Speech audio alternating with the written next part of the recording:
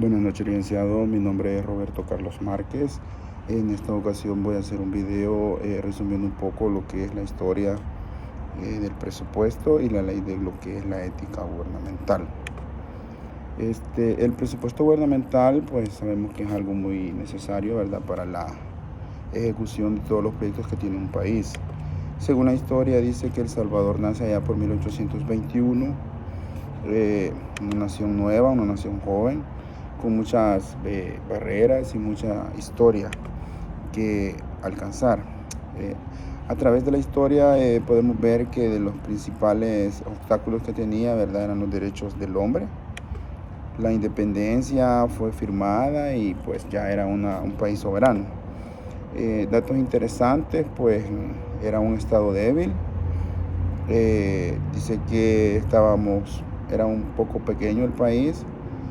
Tenía una prioridad que no era más que todo la que pensamos, sino que era la del bien y el orden público.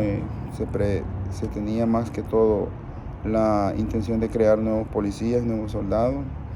Por ser una nación nueva, una nación joven, había muchísimos cambios.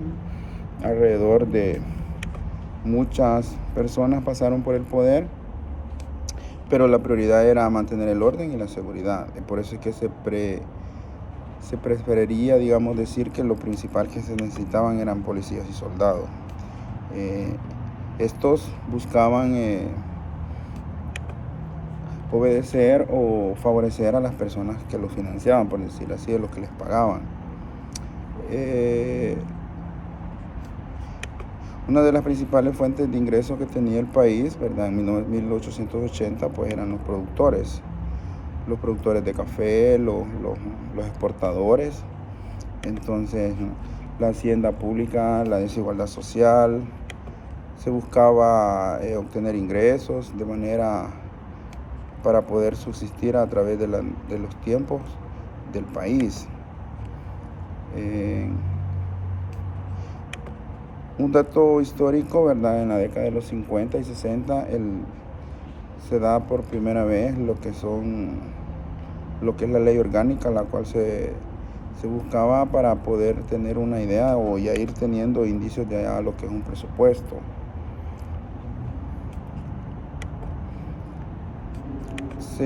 Con la idea del presupuesto era, ¿verdad?, obtener la recaudación para poder utilizar este dinero y generalizarlo, ¿verdad?, y priorizar en las principales causas que en teoría deberían de ser la educación, la salud, etc. En 1993 da inicio a la reforma de la administración financiera en El Salvador, que trajo como consecuencia la aprobación y aplicación de la ley AFI. Esta es una de las primeras leyes con las que digamos que el presupuesto empezó a tener, por decir así, tener forma, ya que en esta ley se daba muchos, ya formalmente lo que eran las actividades, el sector, y se buscaba tener, digamos, un acercamiento más con el pueblo y tener mayores ingresos a través de la administración pública financiera. A consecuencia, digamos, de que ya teníamos o ya había un presupuesto, se viola en la necesidad de crear una ley que bien en sí sea para garantizar que los recursos del Estado fueran utilizados de la mejor o de la manera más eficiente y eficaz posible, ya que como sabemos que en toda administración pública por lo general siempre existe lo que es la corrupción, o como dice el dicho, ¿verdad?, en arca abierta pues hasta el ser más justo peca. De ahí es que nace o se crea la idea o la reforma o la propuesta, digamos, de lo que es una ley de lo que es la ética gubernamental. Sabemos pues que esta ley, a pesar de que está vigente y fue aprobada hace ya, digamos, en el transcurso del tiempo, en muchos casos podemos ver pues que es ley muerta, ya que no se cumple o no se da cumplimiento, porque siempre los políticos o los que tienen los cargos de mayor jerarquía en el Estado, ya sea en el Ejecutivo, el Legislativo o Judicial, siempre buscan favorecerse a sí mismos a través de los fondos públicos.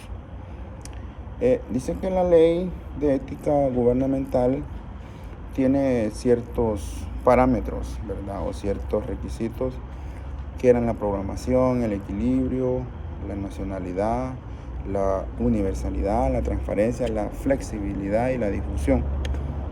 Pero estos, a través de la historia, hemos visto, y en el caso personal yo trabajé para una entidad de gobierno, y pues, quieras o no, siempre se daban algunas irregularidades en el uso de los bienes del Estado.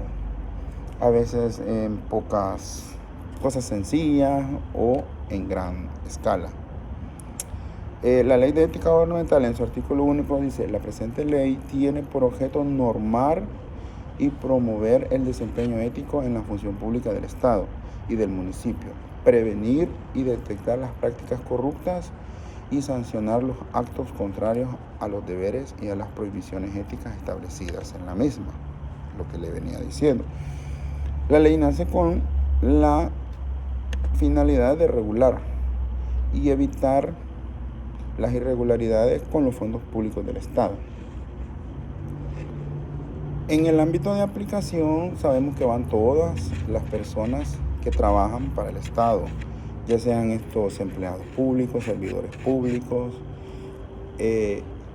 entre otros, ¿verdad? Ya sean estos remunerados o no remunerados, es decir, que estén trabajando por medio del famoso término que se utiliza, el ad honorem, ¿verdad? Que quiere decir que estos no obtienen un pago por sus servicios.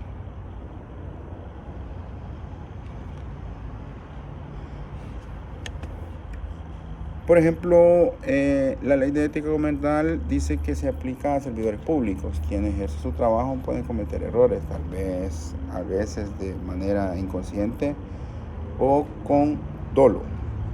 Por ejemplo, una maestra, un doctor, un policía, son servidores públicos.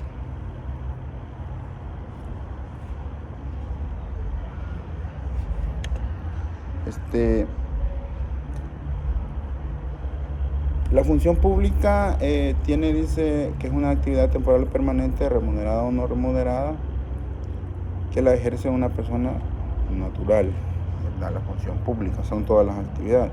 Un funcionario público, pues, es una persona permanente o temporal que presta sus servicios a la administración pública, y esta puede tomar decisiones de su cargo. Ejemplo puede ser un alcalde, un gobernador. Estas personas a veces utilizan su cargo para beneficiarse o beneficiar a otros con proyectos, o pueden utilizar su cargo para poner plazas, etcétera, ¿verdad? Los empleados públicos, los servidores públicos, los funcionarios públicos, todos estos están obligados a cumplir la presente ley. Pero sabemos que en la realidad no es así. Por ejemplo, una persona particular, ya sea jurídica o natural, que carece de vinculaciones con la administración pública, esta también está obligada a respetar dicha ley. Cuando se dan conflictos de intereses, pues ya sabemos que algún funcionario utiliza su influencia para poder apropiarse de algún proyecto o obtener algún beneficio de él.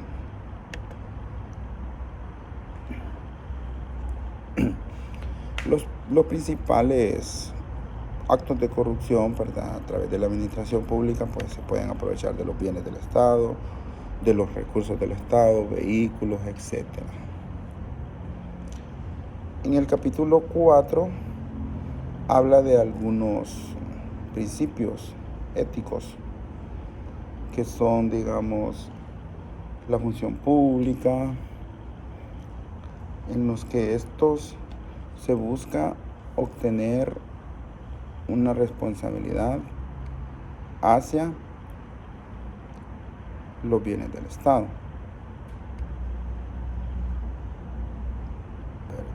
Permítame un momento que se me trabó esta cosa. ¿Verdad? Estos principios éticos, pues, la responsabilidad, la legalidad, el decoro, la eficiencia, son términos que se utilizan con la finalidad de obtener beneficios principalmente para el Estado. Hay muchas prohibiciones que ya sabemos cuáles son, las prohibiciones éticas que no se deben utilizar, ¿verdad?, para beneficio propio, etc. Al final, la aplicación de esta ley se puede dar un proceso sancionatorio, ¿verdad?, que es como ya la aplicación jurídica en la que puedes, digamos, obtener grados de penalidades, ya sea de prisión o de cualquier otra cosa. Pero en lo general, lo ideal sería que la ley, ¿verdad?, de ética gubernamental se cumpliese al 100% para garantizar que los bienes del Estado sean utilizados de manera correcta y así evitar sanciones por el mal uso. Gracias.